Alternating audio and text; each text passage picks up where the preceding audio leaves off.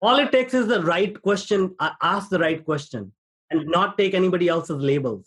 They don't know what you are going through. The only problem is we try to standardize things for other people because everybody thinks, it's the same experience, but everybody's having a different experience. So we got to come up with our own rules and then apply them to our lives and then ask the right questions, which brings about the clarity. How do you know if those own rules are right for you? You will know. You will know. Even when some people are saying, you're crazy. See, okay, so the first step here in this process is self-love and self-acceptance. If you don't have that, then of course, those stories are going to enter your mind.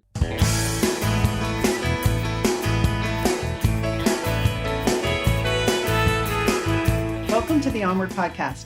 This is Emily Harmon, your host. My guest, Manuj, is an entrepreneur, investor, and Chief Technology Officer of TetraNoodle, a software consulting company that helps startup founders with tech projects. Manuj started his career at the age of 15, working in a factory for 12 hours a day, 6 days a week, earning $2 a day. While Manuj had no contacts or resources, he was determined to improve his life and realized education and the right training was the only way for him to achieve his goals. Manuj acquired a modest education and went on to become a technical leader and CTO in multiple startups. He's very passionate about education and training because without it, these achievements would not have been possible for him. While building his career, Manuj fought decades of anxiety, depression, and pessimism by indulging in meditation and mindfulness. He's deeply spiritual, not religious, and focuses on accessing and training his subconscious mind to create the life of his dreams actively. I, too, am on a spiritual journey. I interviewed Manuj back on March the 4th, and so many things in my life have changed since then. And I'm sure for you, too, because of COVID, but also just how far along I've come on my own spiritual journey. Meditation is helping me so much. And as I listened to this interview again before sending it to the editors, I noticed how much more of what Manuj says makes sense to me right now. And I also, even more so, recognize how very fortunate we are to be here on this earth. Let's make the most of it. Manuj, welcome to the Onward Podcast. Thank you so much. Thank you so much. I'm so honored.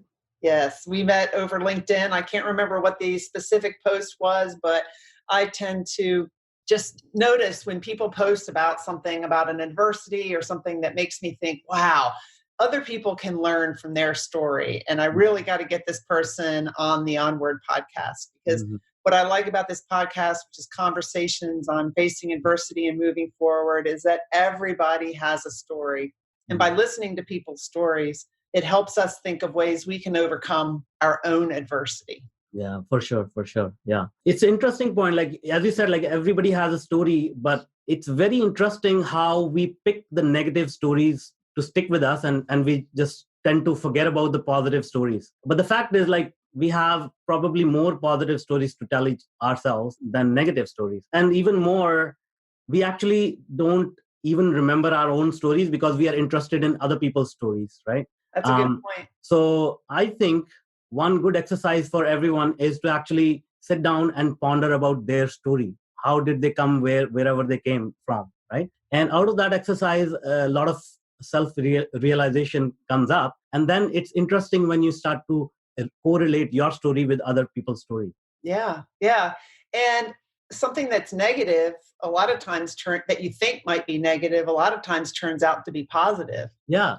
So let me talk about that. So this is one thing that I have been saying over and over again, and it's kind of simple. But what I realized was that in my life, and then I sort of took some sample data from other people's lives as well. Whenever we experience some sort of a growth in our lives, physical growth, mental, spiritual, or financial, any kind of growth, when we trace back our life events, it's directly preceded by a challenge. And that's why it's so important to sit and think back about your story, because if you spend time doing that, you'll see it in your story. Yeah.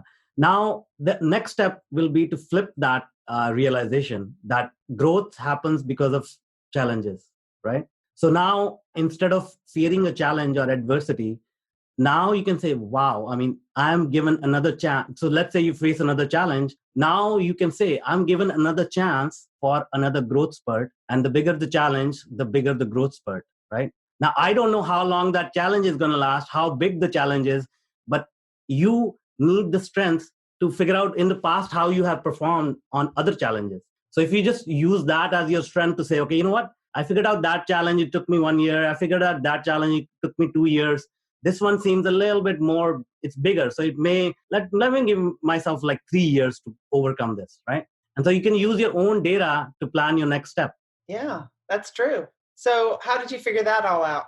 I don't know. It's like I've gone through diversity and I've been thinking about all these things all my life. And due to my background in data science and technology, I didn't know that I was collecting this database in my head. It was just data collection in my head. And then trying to look for patterns, what happened, why it happened, when it happened.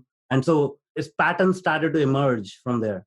And then I started to look at other people's lives and same patterns were there too. So did something happen in your life that made you sit down and think about your story? Yeah, a lot happened. But the trigger point was my mom's death. And how long ago was that? 2 years ago. 2 years ago. Yeah. Actually, you know what? Let me step back. The thing is, when you realize the life journey starts when it starts, when you're born. Right. But the thing is that the further down you go down this rabbit hole, the more you forget about major life events that happen. So when you ask me when did it start, I can only sort of look back in my consciousness and say, okay, that's when it started. But immediately when I thought, no, there was another event prior to that. And then there was another event prior to that. And then there was another event. So you can keep peeling off these layers. But the thing is, every layer you peel, it's complete in its own sense, but it leads to the next layer and it leads to the next layer. So it's just like a unfolding of events in a way that you are actually causing almost. You are actually causing these events to happen and getting immediate feedback and going in loops. But how are you causing the events to happen? Like, for example, do you think life happens to you or happens for you? Or, I mean, you didn't cause your mom's death. No, because see, that's the thing. We give labels to things like life and death. And for whatever reason, we attach a negative connotation to death.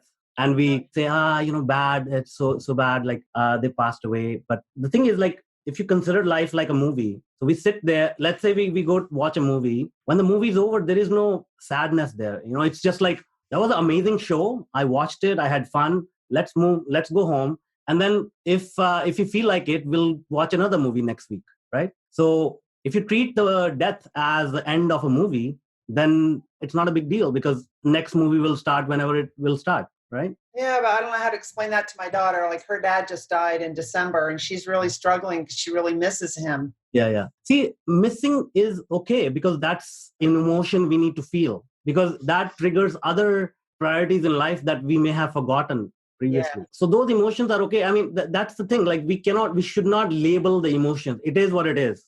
We just need to figure out how to deal with it and understand the purpose behind it. And everybody has their own purpose. The only thing is we start to attach meaning to that and say, why did he leave me? Whereas, the movie was over. The actors had no connection to you. They were just acting in the movie. Right.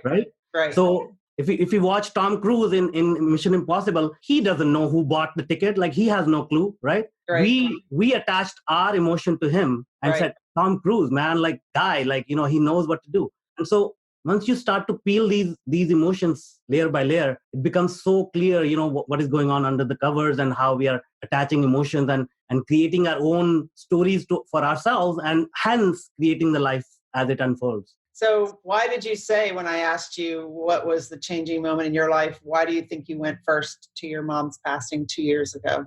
Because that was a huge turning point in my life. Because before that, I used to think, I used to think like a typical materialistic person that, hey, first I need to make money. I need to do all these things. And then once I have some time, I'll sit down and I'll, fix my relationships and all that stuff, right? But when that happened, I was like, okay, I did not realize that time can be taken away like this. And that realization was a huge, huge impact. Like prioritization changed dramatically after that. But you realized it probably, but it had never happened to you. different. Yeah, and that's the realization I had, right? Like, Yeah. I was trying to come because I did not have a good relationship with my mother, and I wanted to fix that. And I missed out on that opportunity. And then I was like, why did it happen? And then these are the questions that started to come up in my mind. Like, why did it happen? Why was I stupid enough not to see this beforehand and put more emphasis on that, right? And then that led to few other realizations and all that stuff.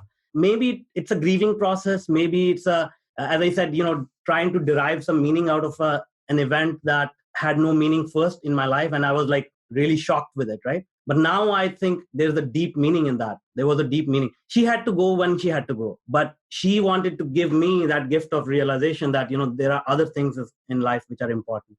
Yeah. So how have you changed the way you live your life since that happened? It's unfolding. It's like a lot of things are happening. I mean, this conversation, as we started, it has gone all in different ways, which we did not expect. And things are coming up as I'm talking. New ideas are coming up in my mind, which maybe I can share with somebody and help them, come to grips with their own reality. You started your career at age 15. How old are you now? I'm 45. 45. You were working in a factory 12 hours a day, 6 days a week, and you were earning $2 a day. Mm-hmm. Where was that factory? That was in India. And actually, a lot of people don't know, and because that's the narrative I came up with, but that factory belonged to my father and he's still running it. But he actually raised me to almost like an employee. So mm-hmm. I was actually working in the factory almost like an employee because he wanted me to run his factory so bad, because he's a self-made person. He's a self-made businessman. And he wanted to make sure that his legacy lives on. But the thing is, it's so fascinating. He in his world, that is the limit of the world. That is like, that's what's possible in the world. He can build a business that can sustain the family and from the ground up. But I saw bigger possibilities. And that's what we were talking about earlier, right? How did you see bigger possibilities at age 15? I mean, that's what you knew. How did you see bigger possibilities? I don't know that. One thing, like, I was a grade A student. So, and I enjoyed learning more stuff. And I knew that, when you learn, you can come up with new innovations that can help people, and it can accelerate the growth of not only us, but others around us. How were you going to school if you were working like 12 hours a day, 6 days a week? I figured stuff out, so summer vacation, I was full time in the factory. But when I had school, then I used to have school and then go to work after that. So it was not like 12 hours a day all the time, but during any time off, I had to do 12 hours, right? And then there was a time when my dad fell sick. And so I had to completely let go of everything and then focus on his work to make sure that, I can be worthy of his whatever, right? So, yeah, I mean, it was a journey, and I resented all that for a long, long time. But now the connections are getting made, and I understand the reasons behind that. And my dad had to play a part in it, basically, to allow me to, go through all those experiences. And I resented him for that. But now I realize it's me who forced him to play that part. So interesting. So where do you live now? I'm in Vancouver, Canada. Vancouver, Canada. So you took a different path. You're not working at your father's factory. Tell us what you're doing and how you came to that. So what happened was, I was very frustrated that a lot of things were happening in my brain. I was seeing some patterns and all that stuff. But my dad wanted me to learn typewriting because for him, that was the biggest skill that somebody could learn. So he sent me to a typewriting school, and I was like, this is stupid.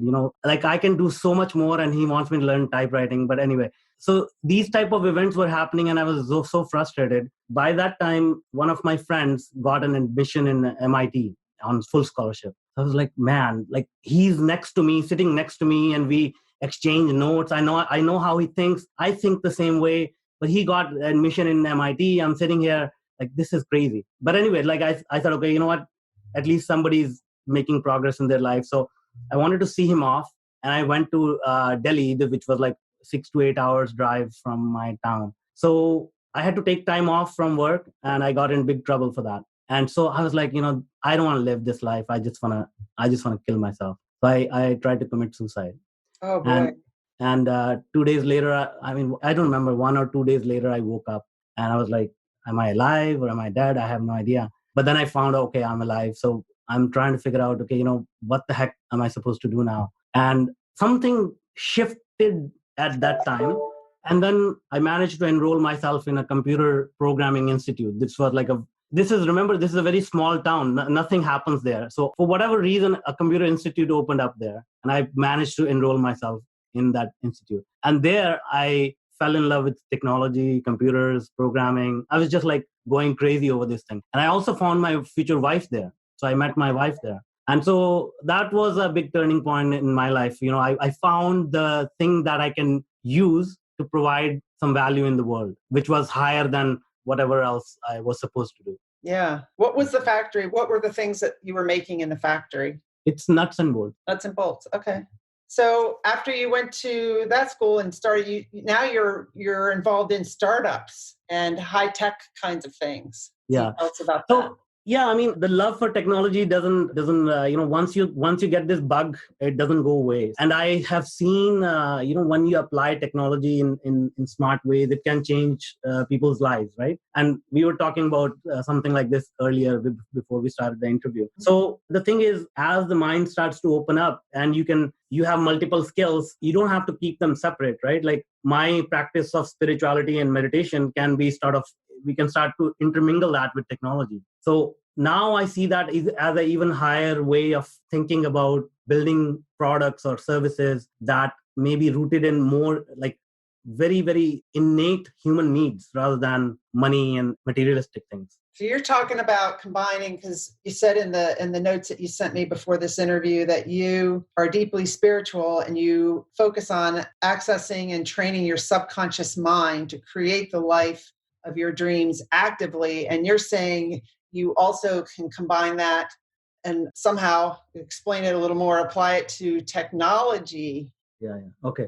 Explain that. So I'll give you a very quick, small example. So last week I was in LA and I was attending a meeting, and it was a little bit out of in the suburbs, and my hotel was in LAX near the airport. So I asked for a ride by someone, and one lady was kind enough to give me a ride, right? And during the ride, we were having conversation. She drives a very nice car, Mercedes. So I was talking about cars. Like I was like, this is a very nice car. I really like it. When did you get in? Blah, blah, blah. So she started telling me, I was considering another model, but what I didn't like was the gas tank was on the left side versus the right side. And I always forget. And my habit is that I need to do this on the right side. By the way, if I say this, it could be worth millions of dollars, and we will be giving away some trade secret here. But anyway, so then I was trying to understand, okay, what does that mean for you? She goes, you know what? I don't want to appear stupid when I go to a gas station,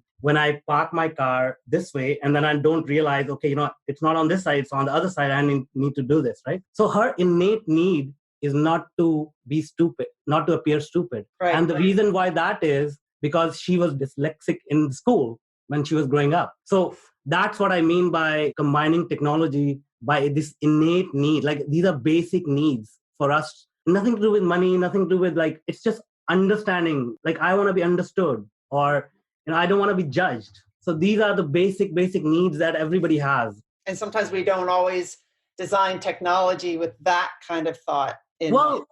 This is the realization I'm having, and this is what I was talking to you about earlier. People who can innovate, they have a very hard time to empathize with others because they are so busy innovating, making those connections in their brains. They think talking to somebody else is a waste of time.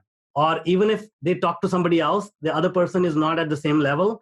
They have to go downwards, come to their level first, which is very hard for people who are visionaries to get to that level, right? So somebody who can talk to them at that level generally is not somebody who can make innovations, right? So you need to have a bridge. Yeah.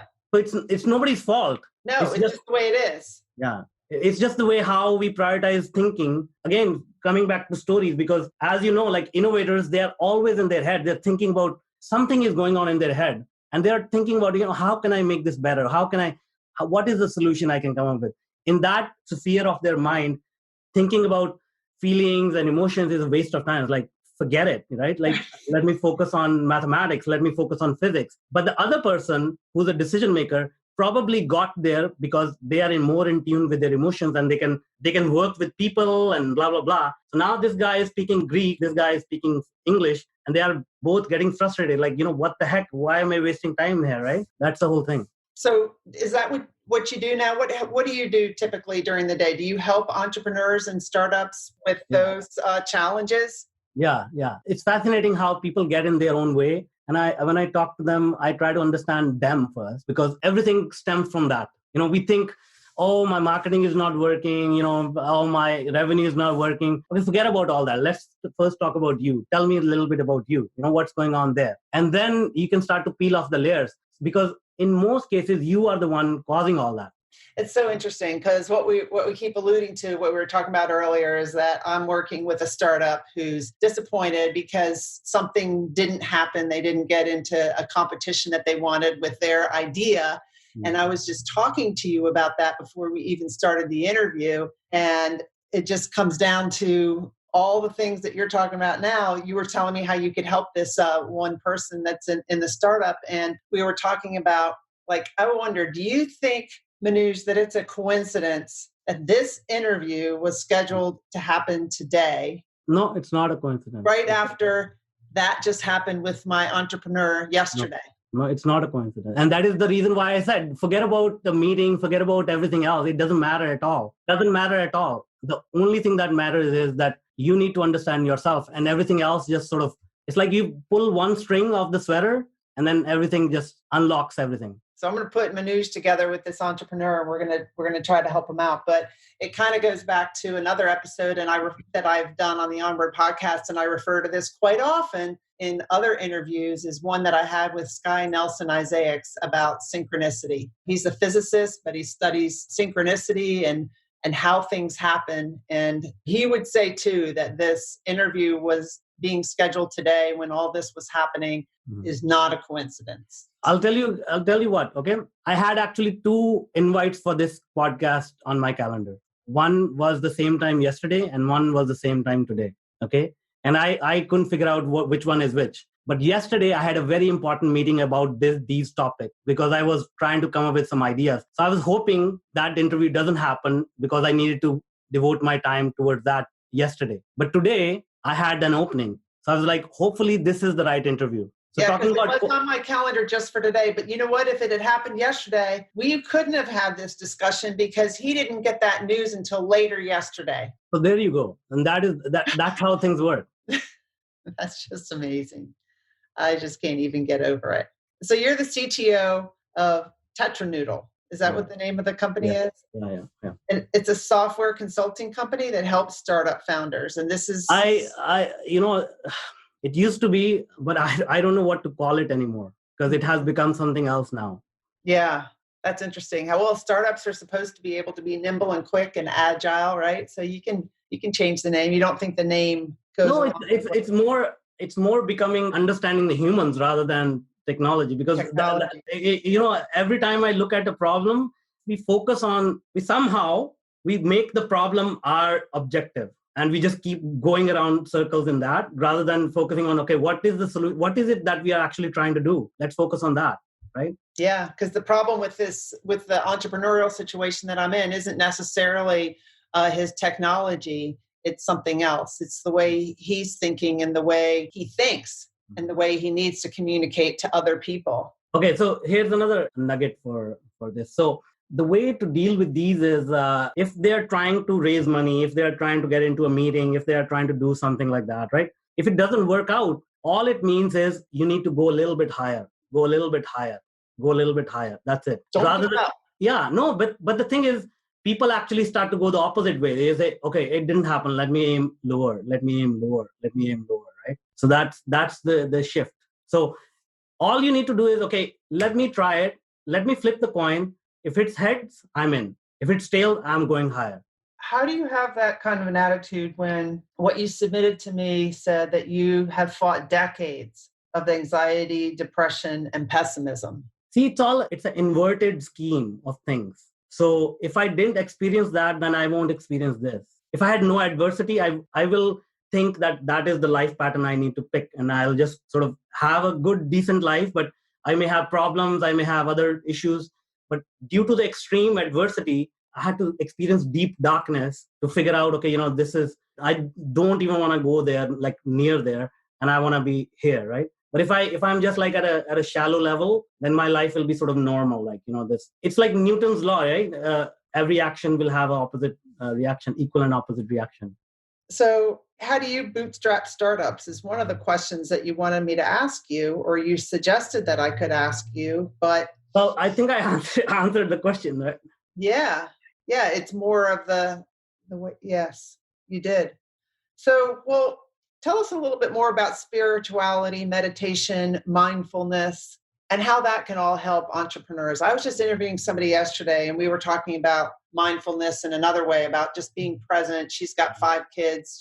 When her youngest is 6, and when she's raising her kids, she's starting to be more mindful with the younger one, and she can just tell how that's impacting the way her children are growing up. And I wish that I had been more mindful and spiritual and meditated and slowed down when I was a single parent. But I think that that's starting to be more prevalent now. More people are thinking about it. But see, again, this is the slight difference in thinking. We all think I should have been doing this, blah, blah, blah, blah. Yep. Blah. Yeah. I should have been doing this. But who said that? Who said that? Who said that? Yeah. You're right. You're right. This is a counseling session for me. Well, no, but it's a counseling session for me as well, because it's a two-way exchange. Because I look at whatever you are bringing up, I'm looking at it's reflecting on my life as well. Yeah, right. Well, you said I should have fixed the relationship with my mother sooner. Yeah, at that time I said that, but that question led me to discovery. Yeah. So now that question has been answered, and now I can say, okay, now I'm at peace with it.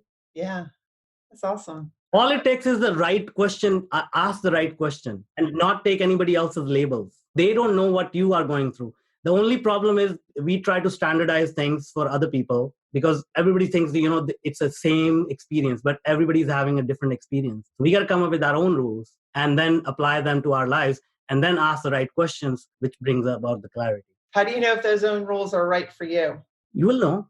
You will know. Even when some people are saying you're crazy.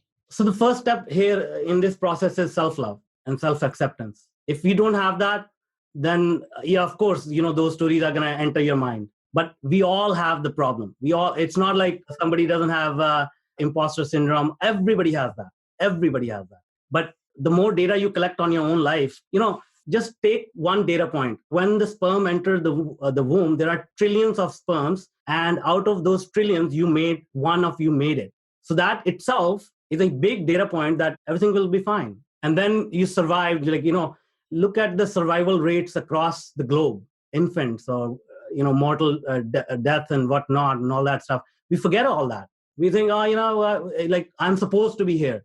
But no, if you look at all those data points, there are odds that you have fought on many, many levels already. So those are your rules. Those should be your rules, right? So yes. You had to go through, a lot of us go through a lot of stuff, really bad stuff to come out the other end in a good way. But the fact is most people just leave the planet just not realizing any of this stuff, right? Yeah. How do people start to realize it? What does it take? Self-awareness is the first step. That's it. Try to focus on what is important to you and then remove the labels that people have given it, good, bad, blah, blah, blah. And then I'm not saying this is a process that has been completed for me or it will give you some epiphanies tomorrow. But if you just start to get into that mode, then clarity starts to come in. It may take 6 months, it may take 6 years, it may take 60 years. I don't know how much time it takes for somebody to unpack all this. But right. It's a lot to unpack. It's very deep conversations with yourself, but there is a way. Tell us about your podcast. You started a podcast last February. Yeah, it's called Bootstrapping Your Dreams. So when I started, again, I was literally rebuilding my life after my mom's death. And that title came from my mentor who has become a really close friend of mine. He's an amazing human being as well. And he came up with the title because my original title was Technology Wave Podcast or something like that. So he's like, good thing you didn't name your podcast. So then he said, okay, how about bootstrapping your dreams? Because you always like to bootstrap things and that's all you know. I said, yeah, that sounds good. But I didn't really understand what he meant by bootstrapping your dreams. He saw it in me but I didn't see it in the title, but I went with it. So the idea is that it has come full circle where I literally bootstrapped every step of the way to figure out, okay, I don't have all the resources, but what do I have that I can put to use right now? So that it's almost become the life story after I started of that journey. So it's a fascinating thing to look back and say, okay, this happened because of this and this happened because of this. And it's just a really good way to put together that puzzle. So now you understand your title of your podcast. So what kinds of people do you have on there? Tell us about some of your interviews. Why should people listen? See, again, it's my subconscious mind is always my desire is always to tell people, don't put too many hurdles in your own way. Yeah, put a little bit of hurdle because that's what the challenge is all going to be about. That's where the growth is going to be coming from. So those challenges are already there in your path, which the world has put in front of you. At least not put any more of your challenges so that you can actually deal with the real stuff, right? Right. I think sometimes we don't really take a step back and realize that some of these challenges we're facing, we are putting there for ourselves. Yeah. And we have more control than we think we do. Yeah. It's just a matter of focus, right? Like stories, focus, external talk, negative talk. I mean, it goes like a loop in our heads. Yeah. No, it does. So you said you tried to commit suicide when you were really young. I mean, did you go to counseling? What happened after that? Just figured it all out on your own. Yeah, it was a freaking crazy experience for me. It was really crazy experience because I thought, okay, I'm saved. So I had expectation things are going to radically change. Like, I have been saved for a purpose. I'm like, okay, let's go. Like, but then nothing changed. I'm like, what the heck? And then I met my wife. Even then, I was just enjoying the experience of falling in love. And it was not clear to me like where it is all leading to. So I guess the grief was sort of washed away by meeting my wife. Yeah. And so I didn't have a lot of time to process all that. Right. Oh, okay. That's interesting. Wow. I've learned so much from talking to you. I got to take some quiet time to process it all. Mm-hmm. It's a two-way street. I have learned a lot from this conversation. It's always you always grow. When you talk about these things with people, you understand them, and which helps you understand yourself. There's always growth on both sides. That's why I think conversations are so important. And we tend to, a lot of times, not have those conversations. Things are so busy. In my last job, I don't know. I just felt like it was too busy. And I really wanted to just sit down, and my schedule was so full. I really wanted to sit down and have conversations with people. And I just didn't make that time, wasn't able to find that time, whatever. Now that my kids are grown and out of the house and I've retired and I'm doing this podcast, I really enjoy having these conversations. And you don't have them by texting or by making a post on social media. Let me give you another frame of reference here, right? So you worked in a very, very regimented environment, but you are creative. Yes. So you were trying to gather as much data in a regimented environment to be creative. And if you started interacting with other people, I do not think they will have understood your creativity. You're right. Right? So then you were trying to preserve all that time and energy to collect as much data as possible so that you can go out in the real world and be more creative with other people. Yes. You see how it works? Yeah, I do see how that works because I spent 38 years working for the Navy as an officer and a civilian. Mm-hmm. And it was in 2014 that I went to the World Domination Summit, which is a conference held by Chris Guillebeau, which is people that attend that are more like couch surfers, bloggers, location independent kinds of people, completely opposite of military, Department of Defense kind of people that I work with. And I started to think, this is really my tribe. These are my people. I relate more to these people than I do with the people in the military. And I've gone to that conference this year in June, will be my 5th time. And when I was in the small business job, I was able to be more creative than when I was a contracting officer buying airplanes for the Navy. Mm. And so that led to me to experiment with my creativity and also helped me with networking because I had to talk with people a lot. And I'm an introvert. It's easier for me to just stay at home and not have conversations. But then I realized I enjoy them. And it all came together to what I'm doing now. Yeah. So imagine this, if you didn't do what you just said you used to do, you wouldn't have enough